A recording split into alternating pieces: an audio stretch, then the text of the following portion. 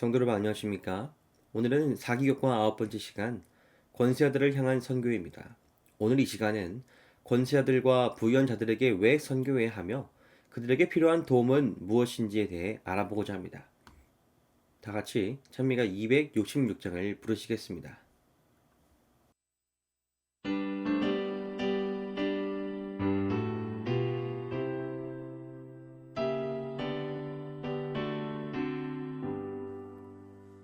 온 세상 위하여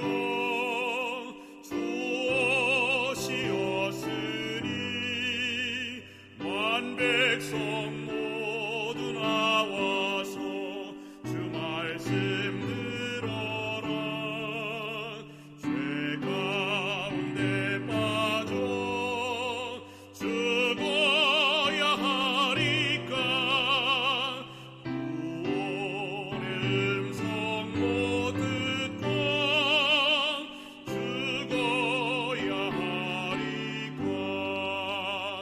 전하고 기도해 매일 증인 되리라. 세상 모든 사람 다 듣고 그 사랑 알도록 온 세상 위하여 그 복음 전하니. 저죄인 회개하고서 주 예수 믿어라. 죄인을 위하여 주 돌아가신 것 다 증거하지 않으면 그 사랑 모르리. 전하고 기도해 매일 증인 되리라. 세상 모든 사람 다 듣고 그 사랑 알도록.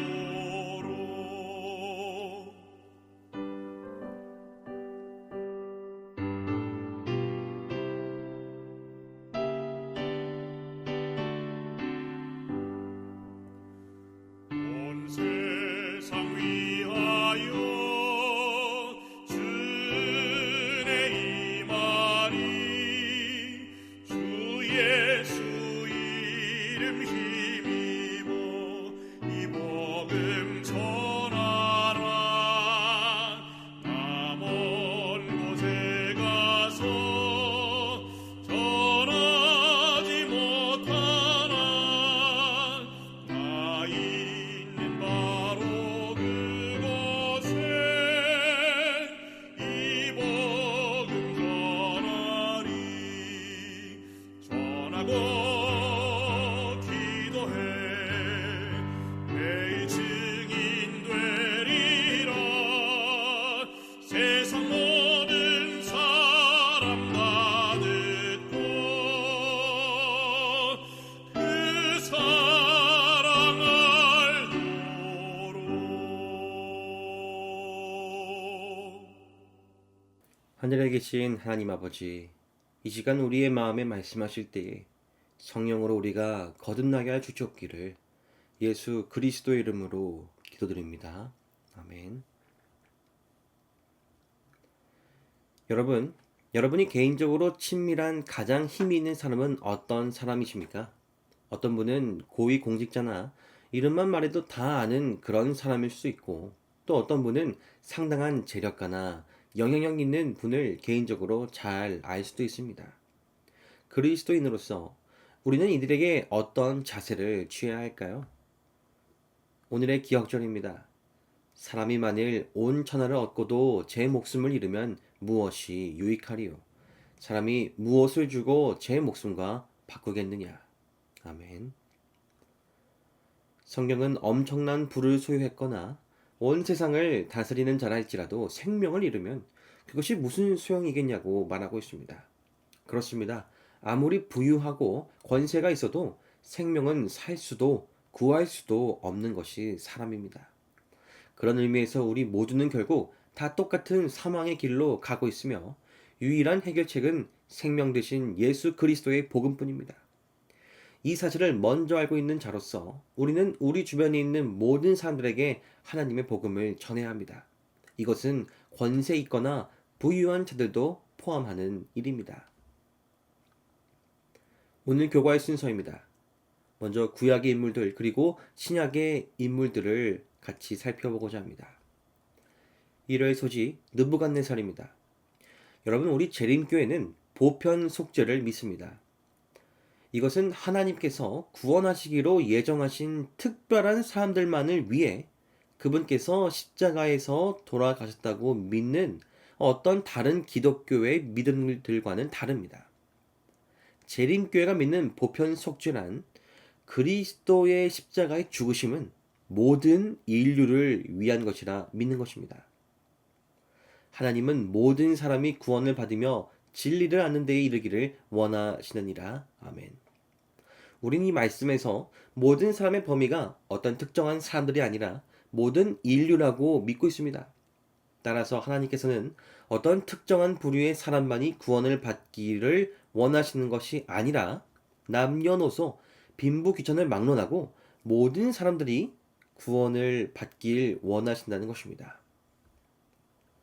그는 우리 죄를 위한 화목 제물이니 우리만 위할 뿐 아니요 온 세상의 죄를 위하심이라.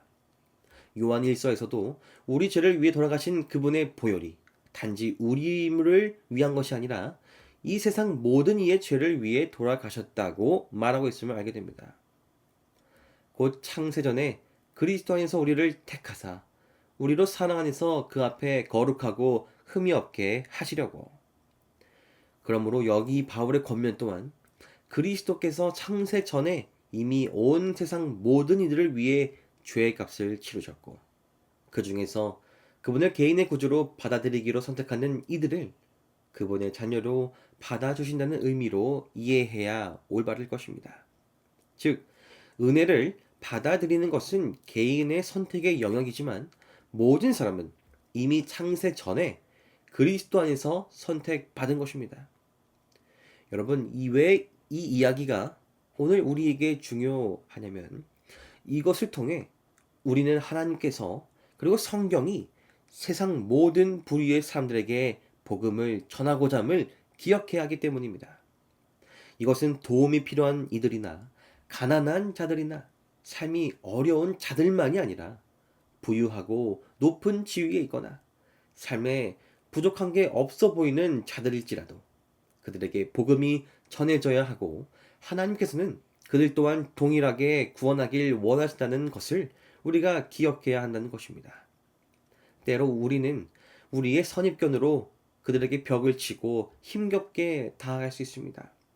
삶에 궁핍함이 없는 이들이기에 복음이 전해지기 어렵다고 생각할 수 있습니다. 높은 위치에 있기에 영적인 필요를 느낄 틈이 없다고 여길 수도 있습니다. 그러나 그런 우리의 마음을 이제 버리고 하나님께서는 이 세상 어떤 사람이라도 그 모든 사람들을 구원하시길 원하심을 꼭 기억하게 되길 바랍니다. 그런 의미에서 우리 먼저 느부갓네살의 이야기를 보고자 합니다. 다니엘 4장에서 바벨론 왕 느부갓네살은 다음과 같이 말합니다. 나 왕이 말하 이르되 이 큰 바벨론은 내가 능력과 권세로 건설하여 나의 도성으로 삼고 이것으로 내 위엄의 영광을 나타내는 것이 아니냐. 당시 바벨론 왕은 세계에서 아주 막강한 제국의 통치자였습니다. 그는 신과도 같이 여겨졌으며 그가 원하는 것이면 그는 모든 것을 다 이룰 수 있는 자였습니다. 그런 높은 위치에 있는 통치자에게도 복음이 필요할까요? 하나님께서는 그런 이방인 통치자를 구원하시길 원하실까요? 우린 성경 기록에서 바벨론 왕 느부갓네살이 하나님께로부터 이스라엘 왕들과 동일한 영적 교육을 받았음을 보게 됩니다. 그것은 교만을 낮추는 것이었습니다. 히스기야가 마음이 교만하여 그 받은 은혜를 보답하지 아니하므로 진노가 그와 유다와 예루살렘에 내리게 되었더니 히스기야가 마음의 교만함을 뉘우쳤다고 기록합니다. 이처럼 하나님께서는 이스라엘 왕들과 마찬가지로 바벨론 왕 느부갓네살 또한 교만을 낮추시고 구원하시길 원하셨음을 깨닫게 됩니다. 그리고 하나님께서는 약하고 가난한 자들만 돌보시는 것이 아니라 부자와 권력자들도 돌보고 계심을 보여줍니다. 하나님의 영적 교육 이후 느부갓네살은 이렇게 외칩니다. 그러므로 지금 나 느부갓네살은 하늘의 왕을 찬양하며 칭송하며 경배하노니 그의 일이 다 진실하고 그의 행하심이 의로우심으로 교만하게 행하는 자를 그가 능히 낮추심이라. 느부갓네살은 깨달았습니다. 하나님께서는 교만하게 행하신 자를 낮추시는 분이시다. 그런데 그분의 그 모습은 강제로 찍어 누르시는 것이 아니라 정말 나를 향한 진심과 공의로우심으로 나를 낮추시는 모습임을 그가 고백하는 것입니다. 그는 이전에 나보다 높은 이가 없다고 생각하였지만 이젠 나보다 더 높으신 이가 나를 돌보고 계심을 깨닫게 되었습니다. 이 마음을 하나님께서는 모든 통치자들과 권력자들이 갖게 되길 바라십니다.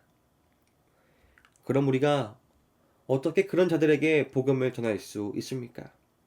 다니엘서의 교훈을 통해 알아보겠습니다. 첫 번째는 이것입니다. 하나님은 다니엘과 같은 충성된 신자들을 권세 있는 불신자들에게 다가가는 도구로 사용하신다. 다시 말해 내가 언제든지 쓸 수 있는 그분의 충성된 종으로 준비되어 있다면 우리는 권세 있는 불신자들에게 복음을 전하는 통로로 쓰일 수 있다는 것입니다. 느부갓네살을 구원하시기 위하여 다니엘이 쓰임받은 것처럼 말입니다. 이 일은 물론 그들에게 복음을 전하는데 한치 망설임과 의심이 없는 믿음을 우리가 먼저 가져야 할 것입니다. 두 번째로는 하나님은 권세 있는 불신자들을 향한 증언의 과정에 직접적으로 역사하실 수 있다는 것입니다. 하나님께서 직접 느부갓네살에게 영적 교훈을 주었던 것처럼 권세 있는 불신자들을 하나님께로 돌이키는 것은 전적으로 그분의 이름을 기억해야 합니다. 느부갓네살은 다니엘의 충고를 듣는데 실패하였고 결국 하나님께서 직접 그를 깨우치게 하셨습니다. 그런 의미에서 우리는 그분의 바람을 이루는 것뿐입니다. 내가 그들을 겸손하게 만드는 것이 아니라 나를 통해서 혹은 하나님께서 직접 그들을 겸손케 만드시는 것임을 기억하시기 바랍니다. 한때 교만하던 군주는 겸손한 하나님의 자녀가 되었고 압대적이요 거만하던 통치자가 현명하고 자비심이 많은 왕이 되었다. 하늘의 하나님을 멸시하고 모독하였던 그가 이제 지극히 높으신 이의 권세를 인정하였고 여호와께 대한 경외심과 그의 신하들의 행복을 증진시키고자 열렬히 노력하였다. 만왕의 왕이여 만주의 주이신 하나님의 견책 하에 느부갓네살은 마침내 모든 통치자들이 배울 필요가 있는 공과 곧 참된 위대함은 참된 인자함에 있다는 공과를 배웠다. 권세 있는 불신자 왕인 느부갓네살은 마침내 자신 또한 하나님의 은혜로 살아가고 있음을 깨닫게 되었고 그 또한 그 주변에 있는 많은 사람들에게 하나님의 복음을 전하는 자가 되었음을 보게 됩니다. 성도 여러분, 혹 우리 주변에 있는 권세 있는 불신자들이 있습니까? 하나님께서도 그들을 사랑하시고 구원에 이르기를 원하심을 기억하시고 그들에게 진정한 친구가 되어보시기 바랍니다. 혹 친구가 될 수 없는 이들이라면 나를 통하여 주님의 복음이 그에게 전달될 수 있도록 우리 스스로를 먼저 준비하게 되길 바랍니다. 월요일 소지 나아만입니다. 여러분, 나아만은 어떤 부류의 사람입니까? 성경에 이르기를 아람 왕의 군대 장관 나아만은 그의 주인 앞에서 크고 존귀한 자니 이는 여호와께서 전에 그에게 아람을 구원하게 하셨습니다. 그는 큰 용사이나 나병 환자더라고 합니다. 나아만은 이방 나라 아람의 군대 장관이었고 그는 그의 왕에게 충성한 자였습니다. 그러나 문둥병을 앓게 되었고 한 소녀에 의해 이스라엘로가 엘리사를 만나고 그의 병이 낫게 되는 기적을 경험하게 됩니다. 이후 그는 참 하나님을 깨닫게 되고 그분만을 섬기길 원했습니다. 느부갓네살과 비슷한 케이스죠. 그리고 그는 다음과 같은 두 가지 요청을 합니다. 나아만이 이르되 그러면 청하건대 노새 2마리의 실을 흙을 당신의 종에게 주소서. 이제부터는 종이 번제물과 다른 희생 제사를 여호와 외 다른 신에게는 드리지 아니하고 다만 여호와께 드리겠나이다. 나아만은 참 하나님 여호와를 만났습니다. 그러나 그는 이제 막 거듭난 자였기에 그가 믿는 신앙은 하나님에 대한 충분한 지식이 없었습니다. 그리하여 그는 이스라엘의 흙을 자신의 집으로 가져다 그 위에 단을 쌓고 거기서 하나님께 예배를 드려야만 그 예배를 하나님께서 받으시리라고 생각했던 것입니다. 그는 이방신을 섬기지 않고 하나님을 섬기는 놀라운 믿음을 보였으나 여전히 그에게는 깨달아야 할 부분이 남아 있었던 것입니다. 두 번째 요청은 이것입니다. 오직 한 가지 일이 있사오니 여호와께서 당신의 종을 용서하시기를 원하나이다. 곧 내 주인께서 림몬의 신당에 들어가 거기서 경배하며 그가 내 손을 의지하심에 내가 림몬의 신당에서 몸을 굽히오니 내가 림몬의 신당에서 몸을 굽힐 때에 여호와께서 이 일에 대하여 당신의 종을 용서하시기를 원하나이다. 나아만의 두 번째 부탁을 요약하면 내가 설령 내 직분으로 인해 하나님이 아닌 이방신에게 예배드리는 모습을 보여도 하나님께서 나를 용서해 주셨으면 한단 말입니다. 그는 진실된 마음으로 회개하고 여호와 하나님만을 경배드리고자 했습니다. 그래서 이스라엘의 흙을 가져가는 것이었죠. 그런데 여전히 그의 믿음은 자라나야 했습니다. 그는 아직 그의 모든 삶을 온전히 바꾸기에는 시간이 필요했던 것입니다. 어쩌면 이 얼토당토하지 않는 두 가지 요청에 엘리사 선지자의 대답을 함께 보겠습니다. 엘리사가 이르되 너는 평안히 가라 하니라. 아멘. 이 말을 나아만이 작별하면서 한 요청을 승인하거나 거절하는 표현으로 생각해서는 안 된다.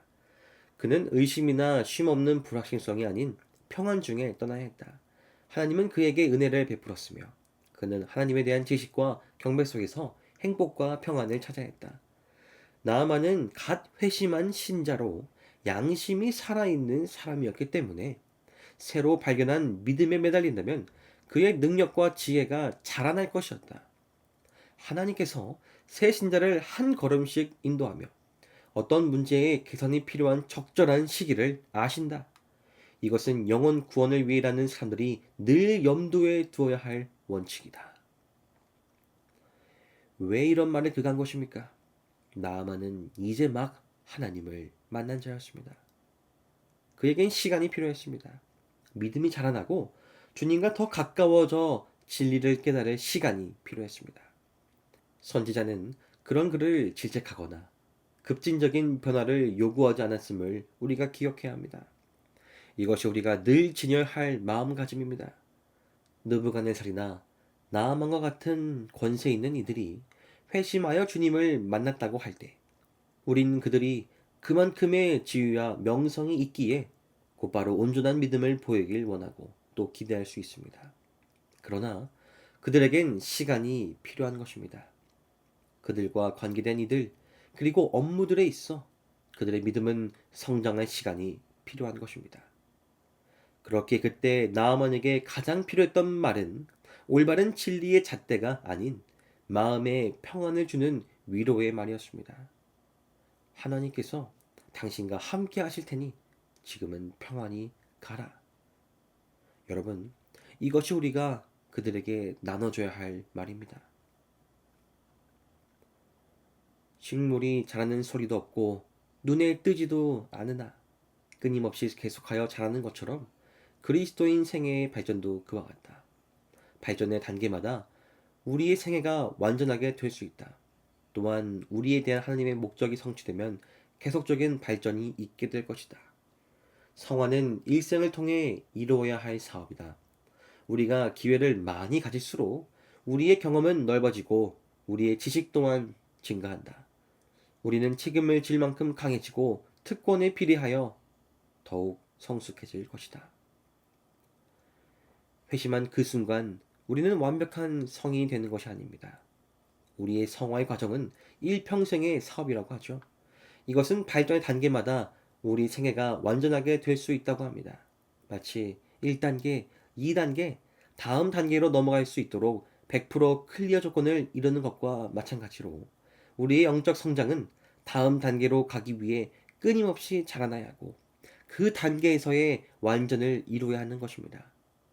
영혼 구원을 이루기 위해 끊임없이 사람들을 자기 자신에게로 이끄시는 우리 하나님의 모습을 깨달아 우리 또한 한 걸음씩 그분께로 나아가고 있음을 경험하는 우리 모두가 되길 바랍니다.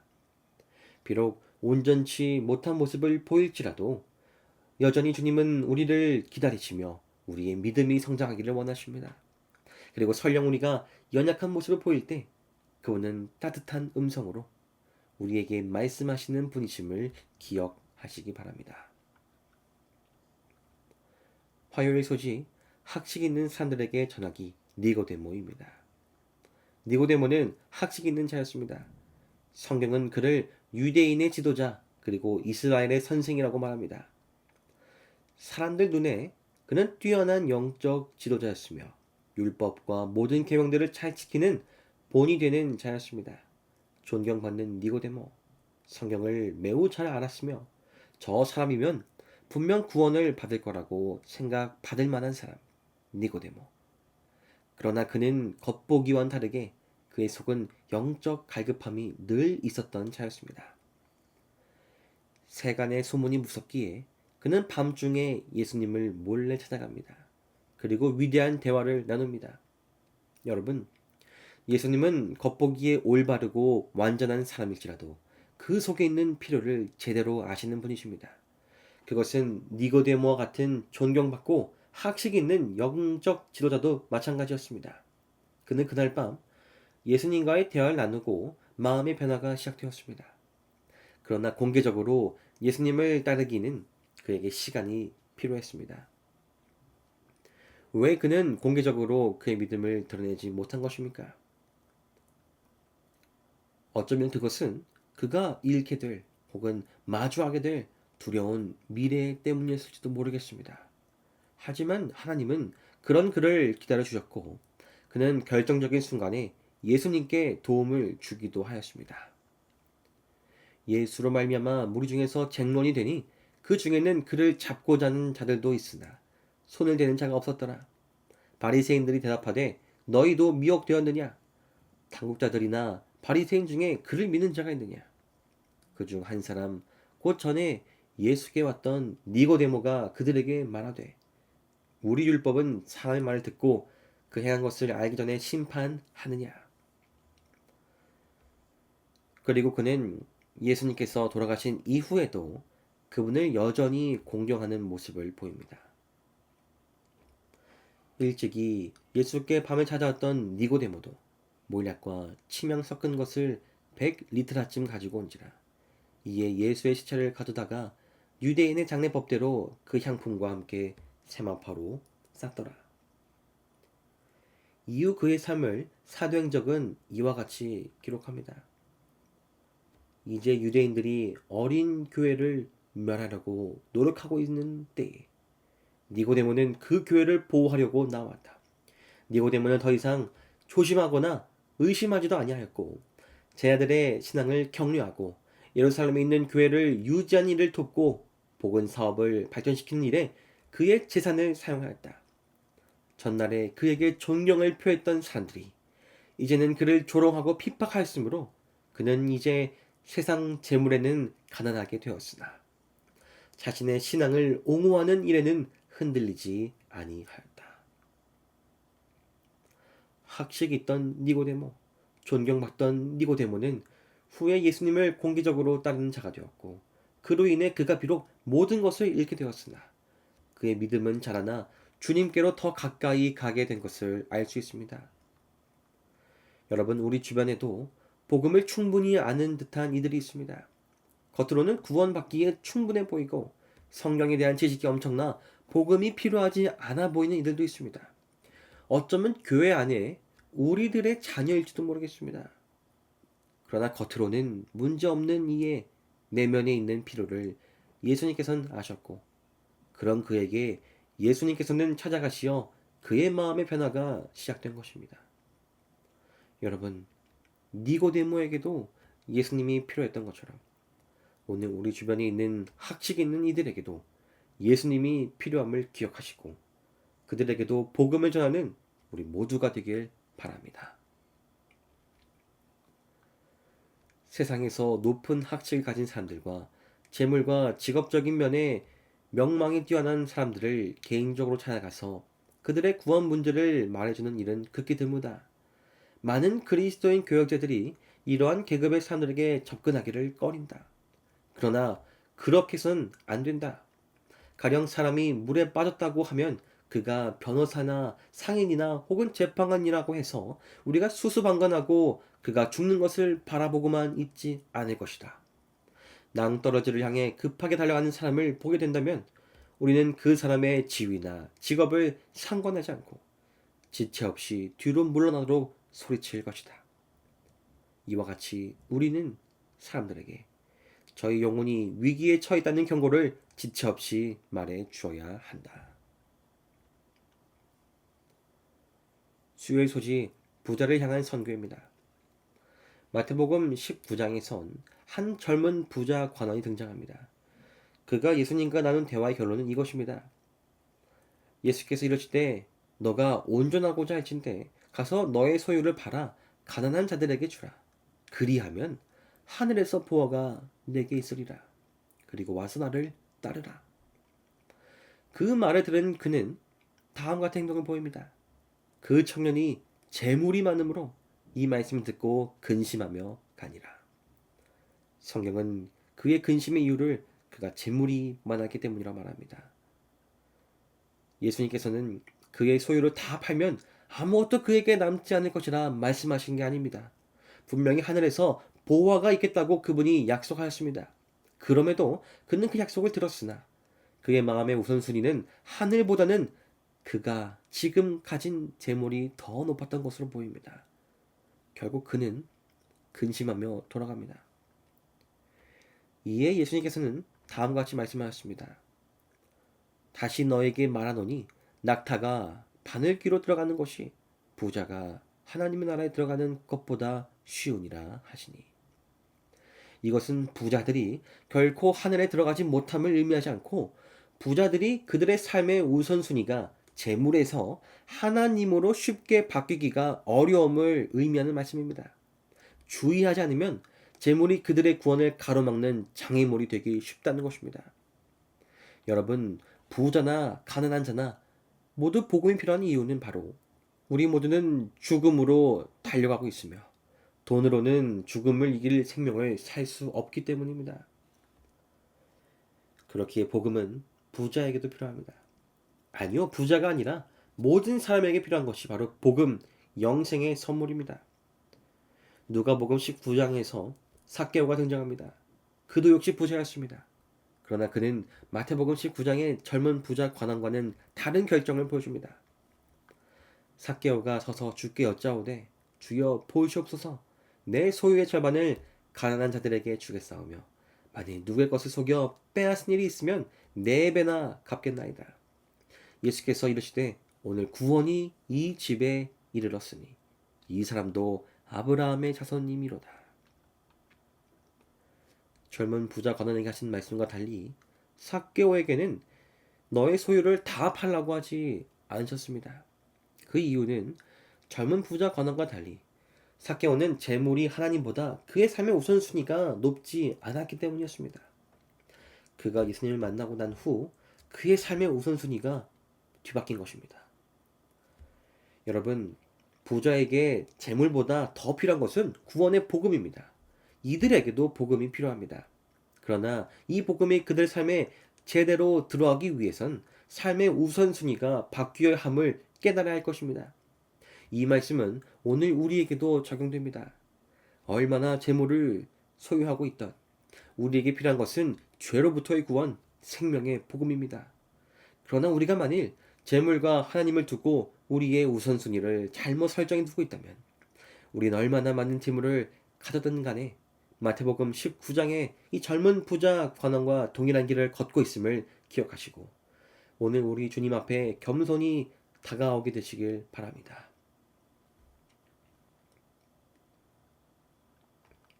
그분은 하늘과 땅의 모든 권세를 내게 주셨으니 그러므로 너희는 가서 모든 족속을 가르치라. 너희는 온 천하에 다니며 만민에게 복음을 전파하라고 말씀하셨다. 제 아들이 이 말씀의 깊은 뜻을 깨달을 수 있도록 이 말씀이 여러 번 반복되었다. 높은 자나 낮은 자나 부자나 가난한 자를 막론하고 땅에 거하는 모든 거민에게 하늘의 빛이 밝고 힘있게 비춰야만 했다. 제 아들은 세상을 구하는 사업에서 저희 구주와 동역자가 되어야만 했다. 제 아들에게 직접 여러 번 가르치셨던 이 동일한 말씀이 오늘 우리에게도 전해지고 있습니다.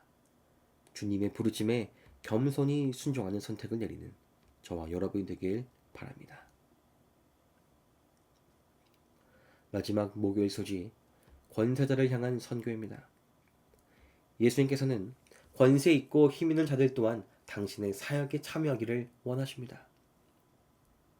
저물었을 때에 아리마대의 부자 요셉이라는 사람이 왔으니 그도 예수의 제자라. 빌라도에게 가서 예수의 시체를 달라 하니 이에 빌라도가 내주라 명령하거늘 요셉이 시체를 가져다가 깨끗한 새어포로 싸서 바위 속에 판 자기 새 무덤에 넣어두고 큰 돌을 굴려 무덤 앞에 놓고 가니.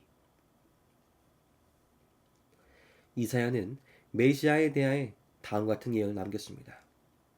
그는 강포를 행하지 아니하였고 그의 입에 거짓이 없었으나 그의 무덤이 악인들과 함께 있었으며 그가 죽은 후에 부자와 함께 있었도다. 우리가 어떻게 예수님이 약속된 메시아임을 확인할 수 있습니까? 그분의 예언이 참으로 예수님을 가리키기 때문입니다. 어떻게 악인들과 함께 죽으신 이가 부자의 묘에 장사될 수 있겠습니까? 이 예언은 쉽사리 성취되기 어려워 보였습니다. 제 아들 중 그 누구도 감히 빌라도에게 요구할 수 없었습니다. 그러나 그때 아리마대 요셉이 등장합니다. 그의 첫 등장이었고 그는 그 메시아의 예언의 일을 이룬 사람이 되었습니다. 여러분, 하나님께서는 부유한 자들을 통해 당신의 사업을 이루시기도 하십니다. 그 일은 이전에도 하셨고 또 앞으로도 계속 그리하실 겁니다. 그러므로 우리는 부유한 자들에게도 복음을 전해야 합니다. 어떻게 그들에게 복음을 전해야 할까요? 지혜와 사랑으로 행해진 노력을 통하여 많은 부자들이 하나님께 대한 책임감과 의무감을 갖게 될 것이다.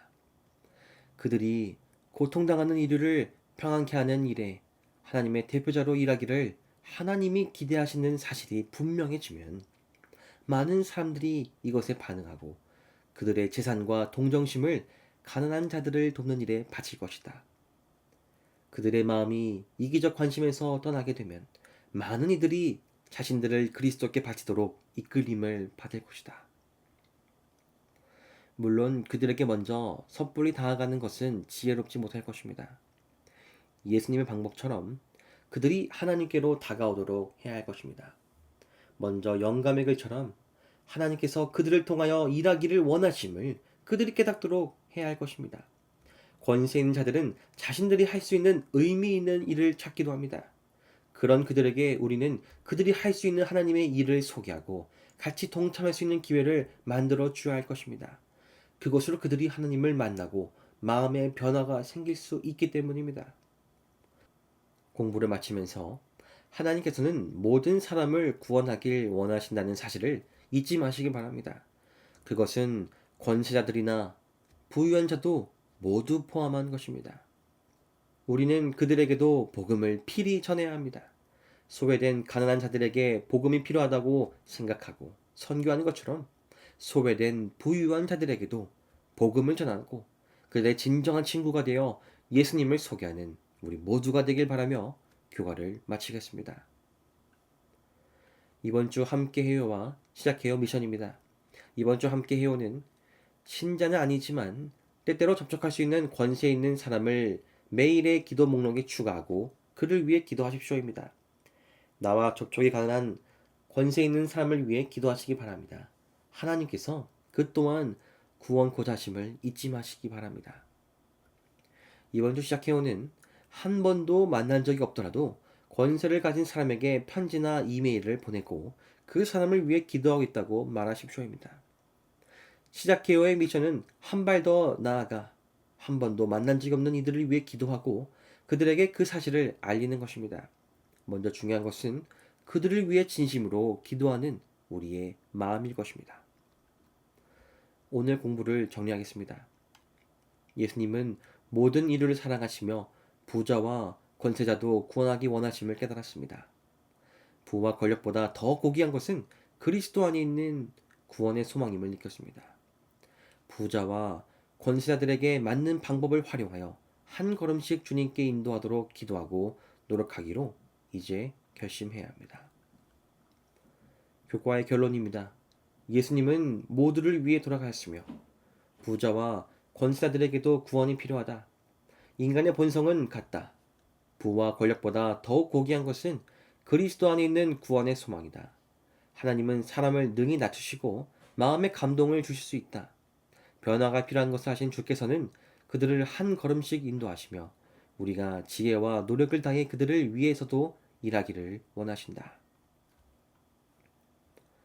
이번 주 안식일 교과 시간 나눌 질문들입니다. 기도하시겠습니다. 하늘에 계신 하나님 아버지, 우리 곁에 당신의 복음을 전해야 할 이들이 많이 있습니다. 우리가 어떻게 살아가야 하며 누구에게 복음을 전해야 할지 알려주시면 감사드립니다. 이제 주신 사명을 받아 삶에서 실천할 수 있게 하는 그런 믿음을 주시옵소서. 하나님께서는 남녀노소 빈부귀천을 막론하고 세상 모든 사람들을 사랑하신다고 하였습니다.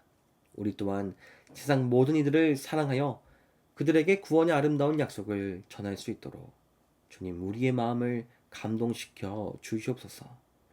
선교는 당신께서 하시는 일이오니 우리는 그저 강한 믿음으로 주님의 명령에 따라 순종하며 움직일 수 있도록 하여 주시옵기를 예수 그리스도의 이름으로 기도드립니다. 아멘.